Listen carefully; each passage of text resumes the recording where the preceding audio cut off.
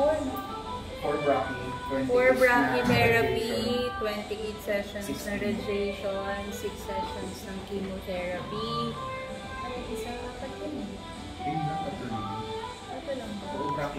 Treatment po ako that time. Ang ginagamit ko po talaga. Trace minerals po talaga ako that time. No joke yun. Hindi lang namin na-document. Kasi hindi naman namin alam na kung kukunin namin yung exclusivity ng trace minerals. Simultaneously while nagtitreatment ka, Yes. So that time, kahit na sumusuka ako, kasi pag nagki-chemotherapy ka, susuka ka ng susuka. Pero may energy naman ako kahit papano because nagbabarley din ako. Nagbabarley ako, nagtitrace minerals while nagtitreatment. So, ako kasi believer po talaga ako ng supplements, natural medicine. Pero syempre, in-incorporate po natin ang science. So, dalawa yon, science and natural medicine.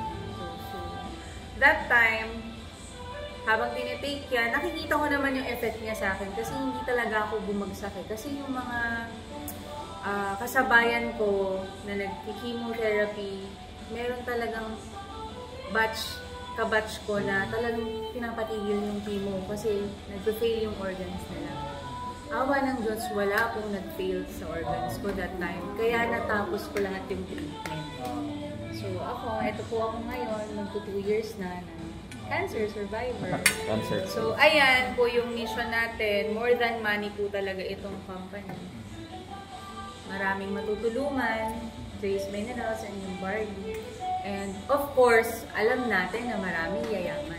Yes! Kasi our product is very unique.